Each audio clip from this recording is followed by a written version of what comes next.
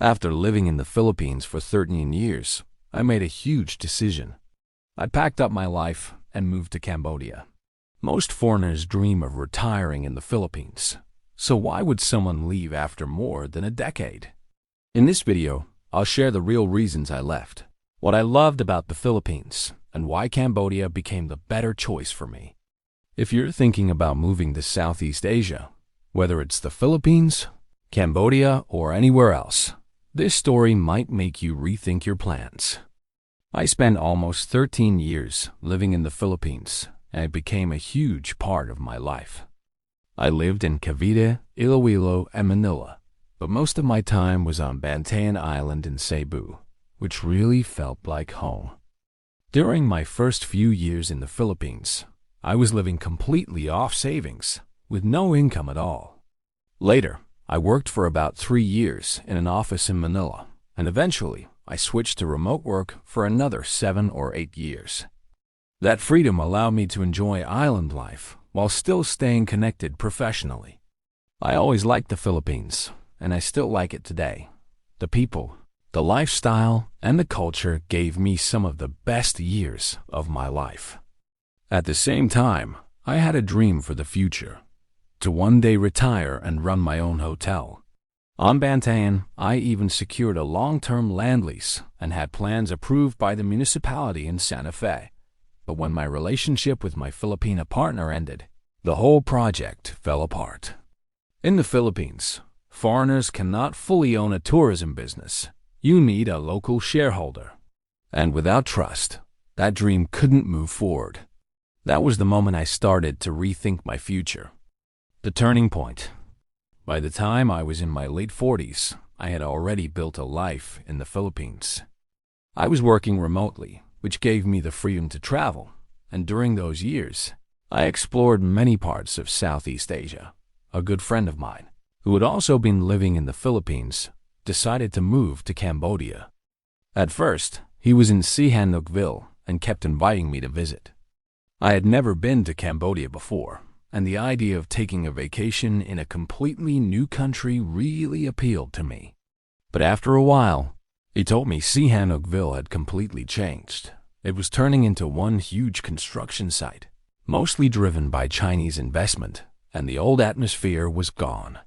So he moved on to another place, either Phnom Penh, Siem Reap, or Kampot. I started thinking that one day I should visit him there instead. My trip kept getting postponed, and then 2020 arrived. Suddenly, international travel stopped. Many foreigners flew home on special flights, and I ended up locked down in my house on Bantayan Island. That period gave me plenty of time to reflect. Life had slowed down. My plans were on hold, and the idea of Cambodia kept returning to my mind. Why Cambodia? When travel started to open again, I realized I didn't just want another short vacation. I wanted to explore a place that could potentially become my new home. And Cambodia kept coming back to me. At first, I only knew a little about the country. So I began researching, watching documentaries, following vloggers, and reading whatever I could find. What really caught my attention was learning that foreigners in Cambodia can easily get a business visa and work legally, and can even run businesses 100% in their own name. Very different from the Philippines, where a foreigner always needs a local shareholder. I started studying Cambodia seriously from late 2021. By 2022 and into 2023, it became almost a daily habit.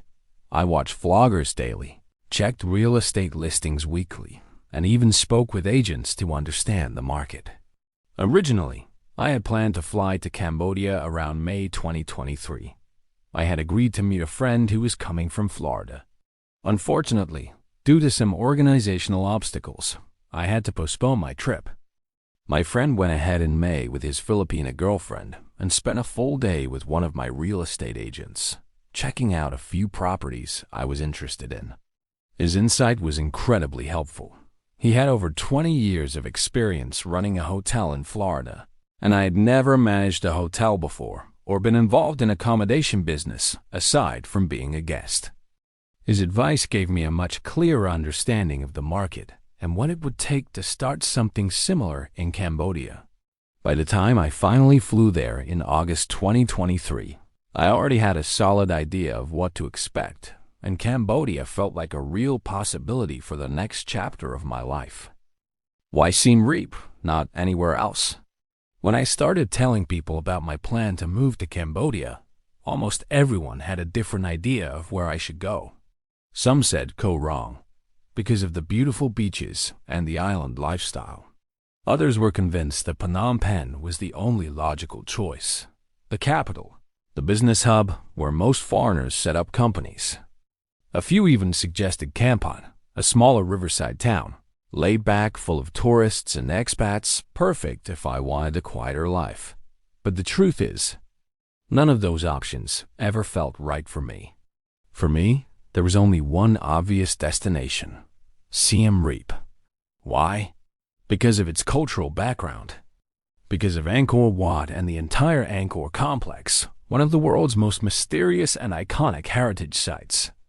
To me, Siem Reap wasn't just another Cambodian city. It represented history, culture, and a global tourist magnet all in one place. I wasn't interested in beaches, I wasn't looking for nightlife, and I wasn't chasing business opportunities in a capital city. What attracted me was the idea of living in a place where ancient history and modern life blend together, where travelers from around the world arrive to see something unique. So, while many of my friends and advisors thought I was making a mistake, for me, it was never even a question. Siem Reap was the only choice. Angkor Wat and the weight of history. Since I already mentioned Angkor Wat, let me pause for a moment and explain what makes it so special. Angkor Wat isn't just a temple. It's the largest religious monument in the world, originally built in the early 12th century by King Suryavarman II. What makes it unique is that it was first dedicated to the Hindu god Vishnu and later transformed into a Buddhist temple. The temple itself is stunning, perfectly symmetrical, covered with carvings and bas-reliefs that tell stories from Hindu mythology and Khmer history. But what impressed me most wasn't just the architecture. It's the scale of the ancient Angkor Empire. At its peak, Angkor was one of the largest and most advanced cities in the world, home to nearly 1 million people when most of European cities were small towns. The rise and fall of Angkor left behind not just Angkor Wat, but hundreds of temples scattered around Siem Reap province. Walking through them, you really feel the weight of history and mystery. How such a powerful empire could rise and then decline, leaving the jungle to reclaim it for centuries. For me, this combination of culture, history, and mystery made Siem Reap even more compelling. It is not just a tourist town with hotels and nightlife. It is a gateway to a civilization that shaped Southeast Asia. Leaving the Philippines and arriving in Cambodia. When the time finally came to leave the Philippines, it didn't feel like just another trip. It was a real transition, closing one long chapter and stepping into something unknown. I had lived there for almost 13 years, and moving out wasn't as simple as packing a suitcase. I had so many personal belongings collected over the years, and I wasn't ready to let them go. So, I packed everything into boxes and shipped them ahead of me, straight to a small hotel in Siem Reap, owned by a guy I had been in touch with online. I didn't know him personally, but I trusted the process. By the time I landed, my things would already be waiting there. I wasn't traveling alone either. My Filipina girlfriend came with me, and for her, it was the first time ever leaving the Philippines. To make it special, I planned a stopover in Kuala Lumpur for a few days. I wanted her to see what I sometimes call the western side of Asia, the mix of skyscrapers, modern lifestyle, and international vibe. For me, it was a familiar transit hub. For her, it was the first glimpse of how big and diverse Asia really is. From Kuala Lumpur, we boarded the flight to Siem Reap, the city that would become our new home. I didn't overplan. I booked only 3 nights in a hotel. My idea was simple. Spend those 3 days meeting real estate agents, checking apartments, and finding a place to settle. That first arrival in Siem Reap felt surreal. I had been preparing and studying the move for months, even years in a way. But stepping off that plane and into a country I had never visited before was something else entirely. I wasn't coming as a tourist with a return ticket. I was coming with boxes of belongings already on their way, a partner at my side, and a decision made in my mind. This wasn't just a vacation. This was the start of a whole new life.